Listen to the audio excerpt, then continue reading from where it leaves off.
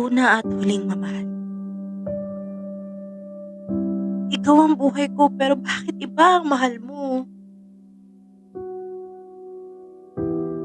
Shelo, kanina ka pa nakatitig dyan sa salamin, iha. Hindi ka pa ba tapos ayusan ni Roda?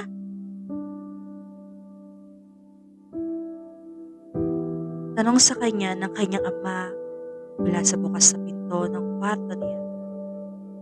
Wala na ang lungkot sa boses nito. Kamakailan lang ay hindi niya ito makausap. Nagpapasalamat siya sa Diyos dahil sa wakas ay natanggap din nito ang pagkawala ng kanyang ina.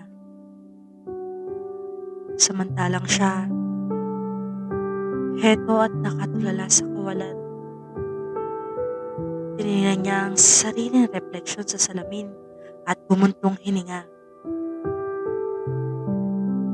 Hanggang ngayon ay hindi pa rin siya makapaniwalang ikakasal na siya at ang kanyang pakakasalan ay hindi man lang niya nakikita. What if ang pangit niya? What if masama ang ugali niya at nambubugbog pa? Iyon ang mga isiping gumugulo sa kanya. Sa loob ng halos isang buwang preparasyon para sa kanyang misteryong pakikipag-isang dibdib sa isang lalaking hindi naman niya kilala at sa isang lalaking hindi naman niya mahal. May mga oras na gusto niyang mag-back out. Pero kapag naiisip niya ang kanyang ama, isang bahagi ng kanyang puso na nagsasabing kailangan niyang gawin ang pagpapakasal. Shelo, tinatanong kita, iha, tapos ka na bang ayusan ni Roda? Muling tanong ng kanyang ama. Hindi siya tuminag sa kanyang kinuupuan, pero saglit lang ay tinapunan niya ng tingin ang kanyang ama. Nakakunot ang noo nito, baka sa mukha nito ang pag-aalala. Tuluyan na itong pumasok sa kanyang silid at umupo sa gilid ng kanyang kama. Napabuntong hininga uli siya.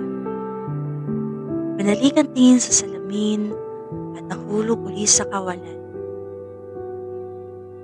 Titig na titig doon na para bang iyon ang maaaring makatulong sa kanyang problema.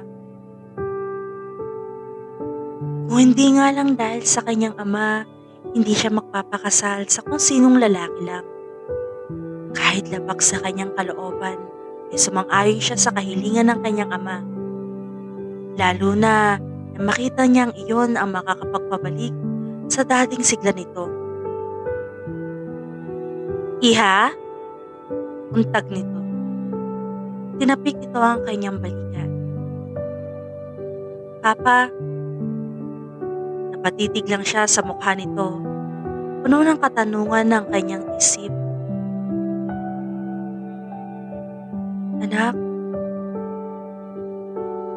alam kong hanggang ngayon ay hindi mo pa rin matanggap ang pagpapakasal mo. Pero kagaya ng sinabi ko sa iyo, mabuting tao si Edward. Hindi kita ipagkakatiwala sa kanya kung alam kong mapapahamak ka lang. Pagkukumbinsi nito habang hinahagod nito ang kanyang mahabang buhok.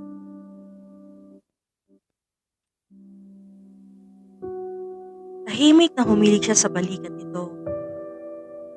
Kung buhay nga lang sana ang kanyang ina, malamang na hindi nangyari ang ganong sitwasyon.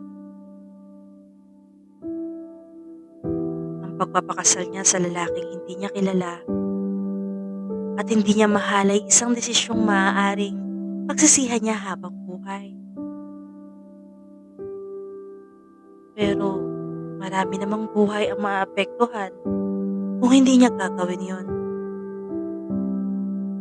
Papa, huwag po kayong mag-alala. hindi po kayo mapapahiya sa akin, sabi niya rito.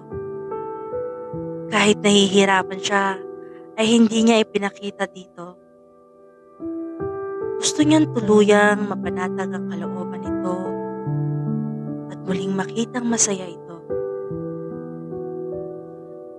Salamat anak, napakaswerte ko talaga dahil kahit iniwan na ako ng iyong mama, ay may isa pang babaeng labis na nagmamahal sa akin. At ikaw yon. Nanghilid ang luha sa mga mata niya sa huling tinuran nito. May nararamdaman siyang kaunting kirot dahil bahagyang nalulungkot uli ito na mabanggit ang kanyang ina. Papa, hindi kayo dapat magpasalamat sa akin. Gagawin ko ito para sa inyong dalawa ni Mama. Saglit na napatitig siya sa larawan ng kanyang ina na nakapatong sa ibabaw ng mesa sa gilid ng kanyang kama. Siguradong natutuwa ngayon si Mama sa nakikitang muling pagbabalik ng iyong sigla, Papa. Marahang pinisilang kanyang kamay. Iha, pinapangako ko sa iyo to at sa mama mo na muling aangat ang negosyo natin. Hindi ko sasayangin ang sakripisyo mo para mabayaran ang utang natin sa bangko kapalit ng pagpapakasal mo kay Edward.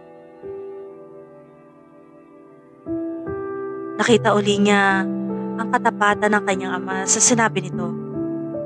Pero saglit lang na napansin niya yon dahil ang kumikilkil sa kanyang utak ay pangalang Edward.